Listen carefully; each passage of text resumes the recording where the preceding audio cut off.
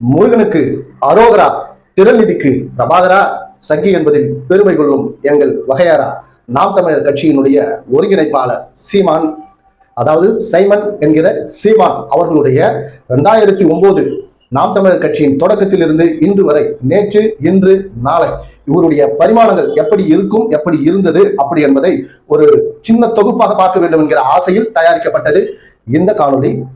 இதில் இப்ப இதை கேட்ட உடனே பொங்கி எழுந்து வழிந்து 200 rupees திராவிட கைக்கூலி, திமுகவின் கைக்கூலி அப்படின்னு சொல்லிட்டு கமெண்ட்ஸ் போடுற தம்பிகளுக்கு ஒரு சின்ன வேண்டுகோள். நீங்கள் இந்த காணொலியை பாருங்க, பார்த்துட்டு நான் கேட்கிற கேள்விகள் நியாயமானது இல்லை அப்படின்னா உங்களுடைய பதில்களை நீங்க கண்டனமாக என்னை விமர்சித்து அப்புறமா பதிவு போடுங்க அப்படின்னு உங்ககிட்ட சொல்லிக்கிட்டு வாங்க நம்ம வீடியோக்குள்ள போகலாம். ஈழ விடுதலைக்காக தலைவர் பிரபாகரன் மேல் பற்று கொண்டு ஈழ தமிழர்கள் மேல் மிகப்பெரிய அன்பு கொண்டு தன் இன்னுரை இணைத்த வீர கரும்புலி, வீர தமிழகன் முத்துக்குமார் தன் உடலை நெருப்புக்கு ஆகுதியாக ஆக்கி கொண்ட மாபெரும் தலைவன் என்றே சொல்லலாம். இந்த காலகட்டத்தில் தான் அந்த அப்போது உருவாகுகிற அந்த இளம் தலைமுறைக்கு வழிகாட்டுகிற ஒரு இடத்தில் சீமான் வந்து சேர்கிறார். அவர் பேசுவதில் வல்லமை பெற்றவர், சிறப்பாக பேசக்கூடியவர். அவருடைய பேச்சு எதிரில் இருக்கக்கூடியவர்களை கூட நண்பர்களாக மாற்றக்கூடிய, உணர்வு இல்லாதவர்களுக்கு கூட உணவை உண்டாக்கக்கூடிய ஒரு நல்ல பேச்சு, நல்ல வளர்ப்பு, திராவிடத்தின் வளர்ப்பு, பெரியாரின் வளர்ப்பு. இப்படி இருந்த அவர் காலப்போக்கில் தமிழகத்தின் அரசியல் கொஞ்சம் மாறுகிறது. அதாவது தமிழகத்தின் அரசியல் களம் மாறுகிறது. செல்வி ஜெயலலிதா அவர்கள் மரணித்து போகிறார், தலைவர் கலைஞர் அவர்களும் மரணித்து போகிறார். இங்கே எடப்பாடி பழனிசாமி அவர்கள் முதலமைச்சராகிறார். இந்த காலகட்டத்தில் நாம் தமிழர் என்ற ஒரு அமைப்பை உருவாக்கி ஈழத்தை மீட்டெடுப்போம், ஈழத்திற்காக போரிடுவோம், சண்டை செய்வோம் அப்படின்ற ஒரு ஒற்றை குறிக்கோளோடு மேதகு தலைவர் பிரபாகரன் அவர்களுடைய படத்தை முன்னிறுத்தி சீமான் அவர்களால் தோற்றுவிக்கப்பட்ட இந்த, அதாவது சீமான், முத்துக்குமார், மணிவண்ணன் இவர்களால் தோற்றுவிக்கப்பட்ட இந்த அமைப்பு ஜனநாயக ரீதியாக சரியான பாதையில் சென்று கொண்டிருந்தது. மணிவண்ணன் இறந்து போகிறார், முத்துக்குமார் இறந்து போகிறார், ராஜீவ்காந்தி, கல்யாண சுந்தரம், இப்படி பல பேர், இன்னும் பெயர் சொல்ல முடியாத சில பேர் கட்சியை விட்டு விலகுகிறார்கள். அதற்கு காரணம் அங்குதான் சீமான் இன்று என்கிற ஒரு நிலைப்பாட்டில் வந்து நிற்கிறார். தனி ஈழம், தமிழ் தேசியம் என்ற கொள்கையோடு உள்ளே வந்த சீமான் திராவிட எதிர்ப்பை கையில் எடுக்கிறார். முதல் முறையாக திராவிட எதிர்ப்பை கையில் எடுக்கும் போது திராவிட முன்னேற்ற கழகத்தையும் திராவிடத்தாலும் தான் தனி ஈழம் சாத்தியம் இல்லாமல் போனது. திராவிடம் ஈழத்திற்கு துரோகம் செய்து விட்டது. திராவிட முன்னேற்ற கழகமும் காங்கிரசும் ஈழத்திற்கு துரோகம் செய்து விட்டது. திராவிட முன்னேற்ற கழகத்தையும் திராவிட கொள்கைகளையும் அடித்து நொறுக்குவதே என்னுடைய நோக்கம் அப்படின்னு சொல்லிட்டு சீமான் அவர்கள் தன்னுடைய அரசியலை முன்னெடுத்து வரும்போது உண்மை என்று நம்பி இளைஞர்கள் உள்ள வராங்க. இளைஞர்கள் உள்ள வரும்போதுதான் தெரியுது, இவர் எடப்பாடி பழனிசாமி அவர்களை சித்தப்பா அப்படின்னு சொல்ற வரைக்கும் சீமான் மேல் சந்தேகம் இல்லை. போக போக சீமானுடைய மாற்றங்கள், அவருடைய அரசியல் அந்த விமர்சனங்கள், இதையெல்லாம் வைத்து பார்க்கும்போது சீமான் ஒரு கைக்கூலியா?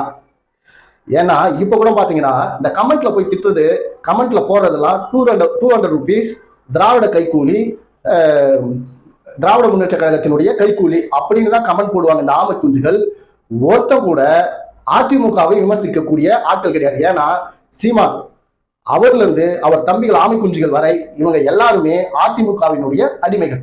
அதிமுக பாஜகவுக்காக அடிமையாக இருந்த ஒரு காலகட்டம், இப்போது திரைமறைவில் அடிமையாக இருக்கிறார்கள் அதிமுக. ஆனால் அதிமுகவுக்கு அடிமையாக இருக்கக்கூடிய இவர் தான் சீமான். அந்த கமெண்ட் போடும்போதே இந்த தம்பிகள் எல்லாம் பார்த்தா அந்த அதிமுகவை திராவிட கட்சி அப்படிங்கிற ஒரு பட்டியலே கொண்டு வர மாட்டார்கள். ஆனால் ஜெயலலிதா அவர்களும் சரி, எம்ஜிஆர் அவர்களும் சரி, அண்ணாவையும் பெரியாரையும் முன்னிறுத்தித்தான் அவர் சாகும் வரை அரசியல் செய்தார்கள். அப்போ இப்ப இருக்கிற அதிமுக திராவிட எல்லைக்குள் வராது. அது சீமான், எடப்பாடி பழனிசாமி, பாஜக, RSS அப்படி என்ற ஒரு கும்பலில் அது போய் சேர்ந்துருச்சு. இப்ப என்னன்னா சீமான் அவர்கள் முருகனை வைத்து அரசியல் செய்தார். இதுக்கு பேர் மத அரசியல்.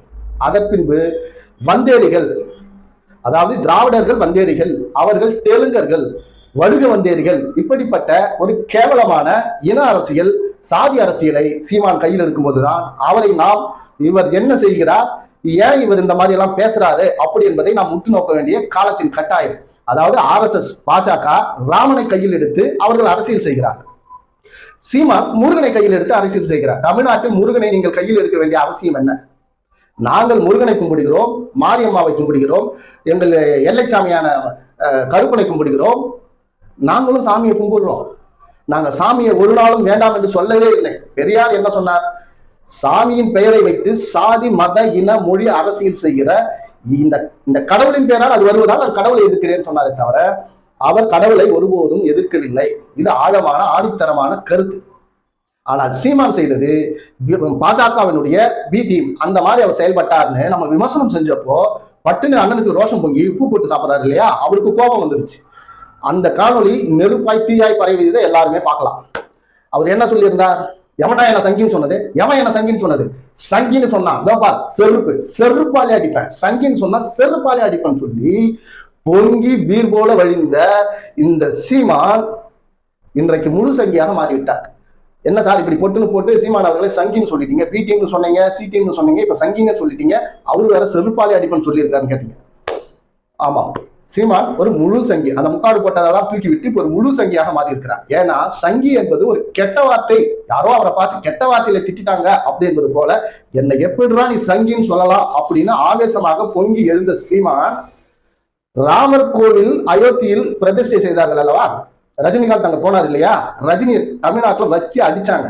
அடிச்ச உடனே அவருடைய மகள், அவருடைய படம் லால் சலாம் அந்த ஒரு விமர்சனத்துக்காக ஒரு அந்த பட ப்ரமோஷனுக்காக இவர் அந்த ஆடியோ லான்ச்ல இப்படிப்பட்ட கருத்தை பதிவு செய்தாரா அப்படின்றதெல்லாம் நமக்கு தெரியாது. ஆனால் அவர் கதறிய அந்த கதறல் சங்கி அப்படின்னு சொல்லி எங்க அப்பாவை தயவு செய்து சொல்லாதீங்க, எங்க அப்பா சங்கி எல்லாம் கிடையாது, அவர் இஸ்லாமியம் கிறிஸ்துவம் இந்து, அவர் ஆன்மீகவாதி, ஆன்மீகத்தில் அவர் இருக்கிறாரு, அவரை தயவு செய்து சங்கின்னு சொல்லி கேவலப்படுத்தாதீர்கள் அப்படி என்று முதல் முறையாக சங்கி என்பதே கெட்ட வார்த்தையா அப்படி நம்மளே யோசிக்கிற அளவுக்கு அவர்கள் கதரும் போது அதற்கு அப்படியே ரெண்டு கையிலையும் தூக்கின்னு முட்டு கொடுத்தார் பாருங்க சீமான். அவர் முட்டு கொடுக்கிறார். ரஜினி அவர்களை சங்கி என்று சொன்னால் அவர் கோவப்பட தேவையில்லை. ஏன்னா சங்கி என்பது ஒன்றும் அவ்வளவு கெட்ட வார்த்தை இல்லை. அப்படின்னா தலைவன் ஆல்ரெடி முழு சங்கியாக மாறிவிட்டார். புரிஞ்சுதுங்களா? ஏன்னா இவர் கேரளாவை சார்ந்தவர், தமிழ்நாட்டில் இருக்கிறாரு, இவர் கிறிஸ்தவர், இவருடைய பேரு சைமன், இவர் பேசுவது மத அரசியல். இவருடைய மனைவி காளிமுத்து அவர்களுடைய இரண்டாவது மனைவிக்கு பிறந்த கயல்வெளி அவர்கள் நமது அந்நியார் அவர்கள் தெலுங்கு இனத்தை சார்ந்தவர். ஆக அவர் வடுக வந்தேரி. இப்படி இவர் ஆரம்ப காலகட்டத்தில் பேசிய எந்த அரசியலிலும் இவர் நிலைக்கவில்லை. ஆக இப்பொழுது இவருடைய மொத்த உருவமும் சங்கி உருவமாக மாறிவிட்டது. நாம் தமிழர் கட்சியில் இந்த இத்தனை சரிவுகளும் சந்தித்து தேர்தலில் போட்டியிட்டு தன்னிடமுள்ள பொருளாதாரத்தை எல்லாத்தையும் இழந்துட்டு அத்தனை தம்பிகளும் கட்சியை அப்படின்னு தூக்கி போட்டு வெளியில போயிட்டாங்க. இப்ப புதிய பேட்சுகள் வந்திருக்கு. அந்த பேட்சுகளை வைத்து இந்த பாராளுமன்ற தேர்தலில் சங்கிகளோடு சங்கியாக இருந்து நாக்பூருக்கு கரசேவை செய்ய வேண்டும் என்பதே சீமான் அவர்களுடைய நோக்கம். இதுதான் அன்று இன்று நாளை இப்படி முழுமையாக அவரை ஒப்பிட்டு பார்த்தால் அவர் ஒரு முழு சங்கியாக தெரிகிறார். அதாவது ஒரு முழு சந்திரமுகியாக அவர் மாறி இருப்பதை நீங்க பார்க்கலாம். அண்ணன் முழு சங்கியாக மாறி இருக்கிறார் என்பதை நீங்க பார்க்கலாம். சும்மா பேருக்கு 4 வார்த்தை பேசுற மாதிரி எடப்பாடி பழனிசாமி அவர்களையும் சரி, பாஜகவும் சரி, சும்மா 2 செகண்ட் விமர்சிச்சுட்டு மீதி பேசுகிற 58 நிமிஷமும் திராவிடத்தையும் பெரியாரையும் திராவிட முன்னேற்ற கழகத்தையும் விமர்சிக்கிற இந்த கைக்கூலிக்கு இந்த வேலைக்கு பேர் தான் அது. இப்படிப்பட்ட வேலையை செய்து கொண்டிருக்கிற சீமான் தான் வருகிற பாராளுமன்ற தேர்தலில் மிகப்பெரிய ஒரு எழுச்சியோடு 40 தொகுதிகளையும் கைப்பற்றி விடுவார் என்று 40 பலியாடுகள் இப்போது கட்சியில் தலையை கொடுத்திருக்கிறார்கள். இதை இந்த புது பேட்ச் நியூ பேட்ச் ஜாயின் ஆயிருக்கிற அந்த நியூ பேட்ச் எல்லாரும் அப்படியே தூக்கி கையில பிடிச்சிக்கிட்டு அண்ணனின் பெருமைகளை நாம் பாடுவோம், எதிர்காலத்தில் சங்கி என்ற புகழோடு நாம் வாழுவோம் என்று சொல்லிக்கொண்டு இவங்க போயிட்டு இருக்கும்போது இவரு முருகனுக்கு அரோகரா, திருமதிக்கு பிரபாகரா, சங்கி என்று சொல்வதில் நான் பெருமை கொள்கிறேன், தமிழா தமிழா அப்படின்னு சொல்லி சீமானவர்கள் முழு சங்கியாக மாறி எந்த ஒரு அரசியல் ஒழுக்கம் இல்லை, நேர்மை இல்லை, பேசுற வார்த்தையில சுத்தம் இல்லை, கண்ணியம் இல்லை, கட்டாத பேனா சிலையை உடைப்பேன் என்று 2 வருஷமா கத்திட்டு இருக்கார். எவ்வளவு பெரிய வன்மம் இருந்தால் தலைவர் கலைஞர் அவர்கள் மீது இவருக்கு எவ்வளவு ஒரு பெரிய வன்மம் இருந்தால் இவர் கட்டாத பேனா சிலையை உடைப்பேன்றார். ஆனா சீமான் அவர்களால் தான் முடியும் நடக்காத ஒரு விஷயத்தை சொல்ல, கட்டாத ஒரு கட்டிடத்தை இடிக்க, அதாவது இல்லாத ஒரு சித்தாந்தத்தை விதைக்க சீமானால் மட்டும்தான் முடியும். தலைவர் பிரபாகரன் அவர் எனக்கு ஆமை கறி கொடுத்தா, இட்லிக்குள் கறி வைத்து கொடுத்தா, AK-47 ஒருத்த தமிழ்நாட்டில் நிம்மதியா சாக முடியல. எல்லா சாவுக்கும் இவர் கொடுக்கிற விமர்சனம் தான் ட்ரெண்டிங்ல போயிட்டு இருக்கு. அப்படிப்பட்ட இவர் கட்டாத பேனா சிலையை உடைப்பேன்னு கத்திக்கிட்டே இருக்கார். கோட்டைக்கு வருவேன் போது கோட்டைக்கு கூட வர முடியாது நீங்க அப்படி என்பது ஏன் உங்களுக்கு புரிய மாட்டுது?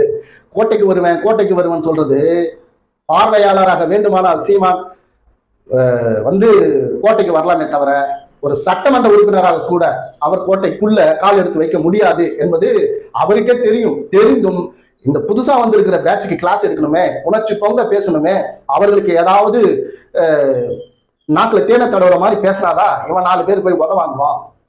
நாம் தமிழர் கட்சி நாம் அதை வைத்து விமர்சனம் செய்து நம்ம ஒரு கல்லா கட்டலாம் அப்படின்ற ஒரு கேவலமான மட்டகரமான அரசியலை செய்து கொண்டிருக்கிற சீமான் அவர்களுக்கு அதாவது நெருங்கி விட்டதுன்னு தான் சொல்லலாம். என்ன நெருங்கி விட்டது என்றால் அவர் கொஞ்சம் கூட கூச்சப்பட மாட்டார்.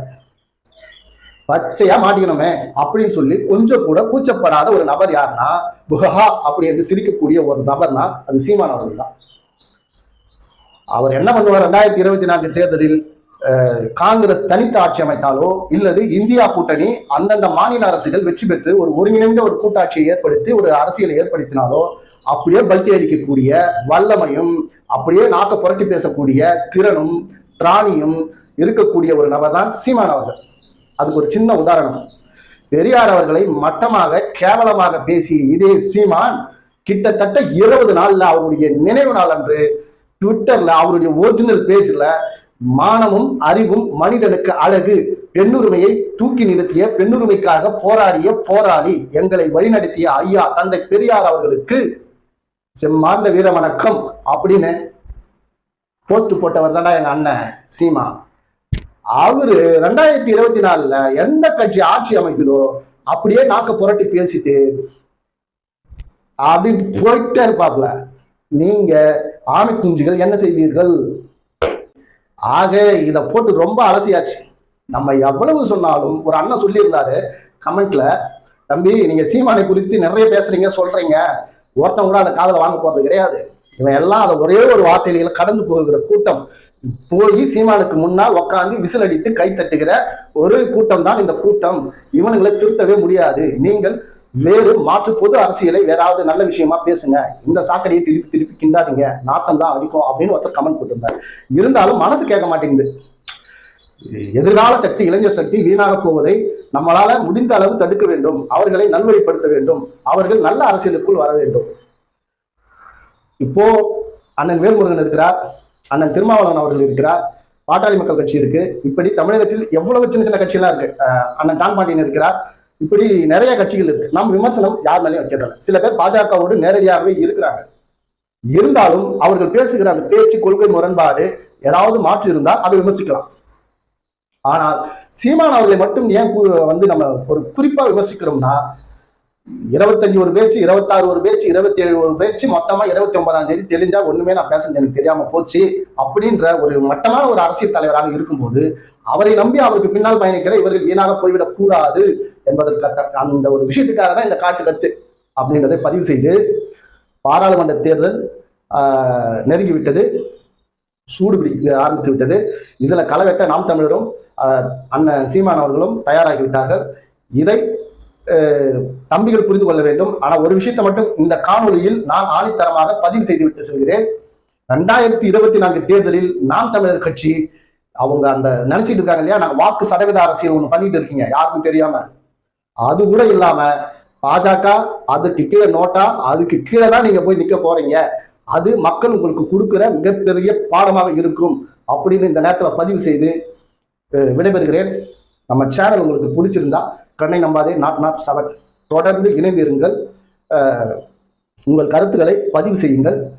நான் தம்பிகளை சொல்ல, இந்த ஆமை குஞ்சுகளை, திராவிட சொந்தங்களை, உடன்பிறப்புகளை, உங்கள் கருத்துக்களை பதிவு செய்யுங்கள். தொடர்ந்து நாம் வலிமையான அரசியலை முன்னெடுக்க, திராவிட அரசியலை முன்னெடுக்க நம்ம சேனலோடு இணைந்திருங்கள் அப்படின்னு கேட்டுக்கொண்டு நம்ம சேனல் லைக் பண்ணுங்க, ஷேர் பண்ணுங்க, சப்ஸ்கிரைப் பண்ணுங்க, பெல் பட்டனை கிளிக் பண்ணுங்க. அப்பதான் நம்ம போடுற வீடியோ உடனுக்குடன் உங்களுக்கு நோட்டிபிகேஷனாக வந்து சேரும் அப்படி என்பதை கூறிக்கொண்டு விடைபெறுகிறேன். நன்றி, வணக்கம்.